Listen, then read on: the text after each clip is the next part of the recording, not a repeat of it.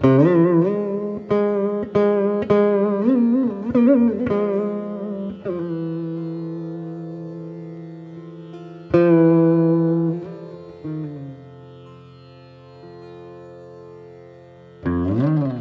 his instruction to me was to be happy. He said always, try to be happy.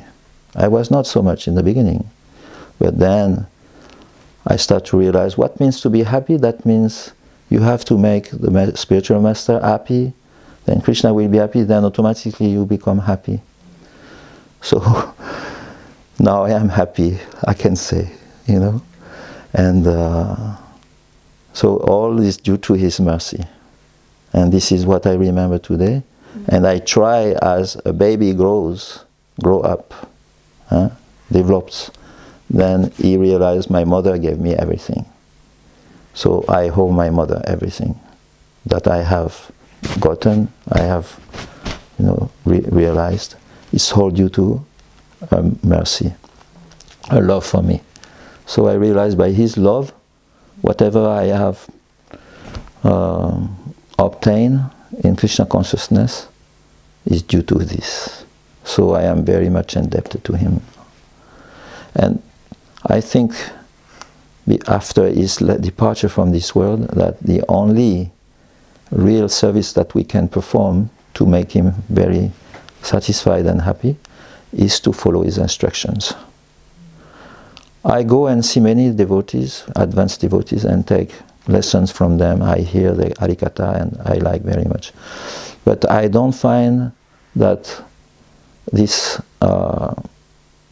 Harikatha is to the level of what Gurudev gave. And I make it my priority to try to understand what he told. With the whatever left with my life, I will try to understand. And if I can say something about it, then I will consider that I make progress, you know, and I will make spiritual advancement. Something interesting happened to me when I went to my first parikram, because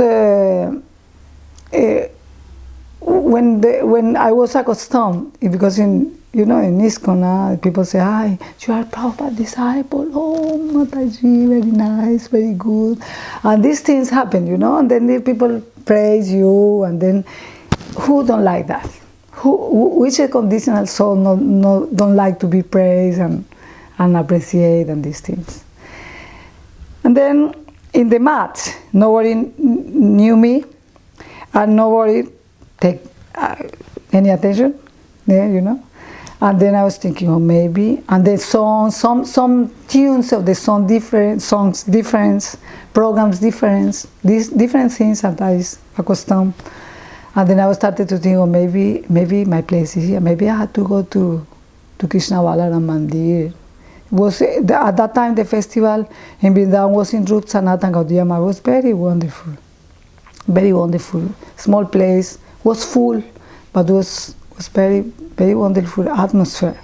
But you know, my mind was thinking that, and then I was confused because this strong I was feeling this strong relation with Gurudev, but my conditional side is telling me, go back to the place you are comfort, you have more comfort in your mind, you know. And then I started to pray, and then I went to the Samadhi.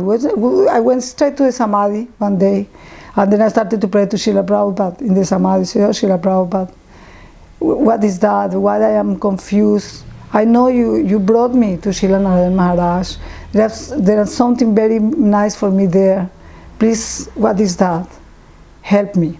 But my Gurudev, very merciful, he always in my life helping me. And then at that time, he gave me this feeling inside. Oh, you have to be there. That is your place.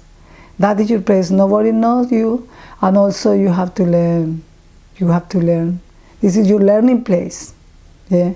And then I was pushed to be there. He brought me there, back. This is your place. And then I I remember in Kartik, in that time, I remember something very, very sweet marked my, or impressed me, was the singing of Sri Rakripa Kataksha and Nanda Nastaka.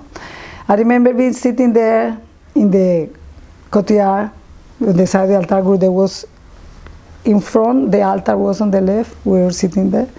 And then I was only looking at Gurudev, and everybody was singing, and the beautiful energy of the songs, and Gurudev with his closed eyes moving his face, was like a very radiant Gurudev. Yeah, very, very powerful energy. I was feeling something from Gurudev, very strong, like he was the person who was filling the room with his strength, his spiritual energy. It's very, very wonderful for me. I came to Srila Gurudeva in 2008 at the beginning of the year, and that whole year was just going to see Srila Gurudeva, and that was just the whole year. And then I have long-term health problems, and they got a lot worse because I was pushing myself, and in 2009 I had a relapse and I wasn't able to go to Navadvip. And I had to move back home with my family, and then the Italy festival was coming up and I wasn't able to go to that, and I was thinking, how am I going to get to Braj, also how am I going to see Gurudev this year? And I was crying and crying, Gurudev, I miss you, Gurudev, I want to see you. I need to see you, Gurudev. And then it came to, I remember it was June, it was the day after Pandava Nirjala Ekadasi. And somebody just called me up in the morning and said, oh, you know Gurudev's in Brighton. And he's giving darshan today at 5 o'clock for people who can't go to Italy. And I'm like, well, I can't go to Italy. That's me. And my health really wasn't good. I hadn't left the house in, some long time. But I was like, but somehow I have to get there. Fortunately, my parents were away for the day, so then otherwise they would never have let me go. But I was thinking, okay, so how do I get there? I was thinking, well, I can't get the train. It's just not possible. So, okay, a car. Then there was one car that was known to be going, so I called up, but it was already completely full. So I'm like, okay, so what do I do? I have to get to Brighton. And I was thinking, and I remembered I met this person. Like in January, they come to the house where I was living. You know those charity people who come and they knock on the door and, they want you to give money? I didn't give any money, but I ended up getting into a long conversation with him. I don't even know, about Gurudev and about the Parampara and about all of these things. And he was from a Sikh background, so he was really getting it. And he gave his card. And I just remembered this person, and I was just like, okay, well, when that craziness comes, I have to see Guru. Nothing else matters, So I called this person that I'd met once in my life, and he remembered me, luckily, and I explained, this very special person is coming to Brighton, and it's a once-in-a-lifetime opportunity, and you know how important it is to see sadhus and so much benefit and everything, and he got it. And he's like, okay, what I'll do is I'll call my boss. I'll see if I can take today off, and I'll get back to you. So it's like, okay then. A little while later he calls, he's like, yeah, okay, I can come. My boss is giving their car and I'll come. And, we made arrangements and everything. And I'm a bit of a stupid nonsense person. I've always had a thing about Mercedes-Benz. I don't know, I think it's that Janis Joplin song. So I've just always had this thing about it. And I was just like, the boss's car. And I was just like, I wonder if that's going to be, when you just get that feeling inside. And I went out to meet him when it was time. I went out to meet him, and driving down is this Mercedes-Benz. And I'm like, oh my God, Gurudev, what have you done? you know, and we went to Brighton, and it was just so amazing. You know, Yashodanandan's house there was so beautiful, and Gurudev was there, and it was a beautiful summer's day.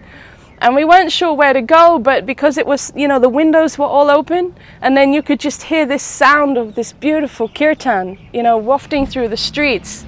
And then, you know, when you arrive and when Gurudev is somewhere and just everybody's happy and everybody's doing something and everybody's smiling, and it's just like, it's just so beautiful. And I just remember walking into the house and it being like that. And I'm still really terrified of Gurudev, I'll be honest. And I'd only ever seen him in these big festivals with thousand people. But then this one day, you know, it was just a house. And just, I mean, quite a lot of people, but still, not like thousand. And you know, I couldn't go into all of my mind stuff because Gurudev had brought me there. He sent a Mercedes-Benz to pick me up. He'd heard me crying. Sorry. He'd heard me crying. And yeah, and that was his reciprocation, and that taught me that, you know, if you cry for Gurudev, he will be there.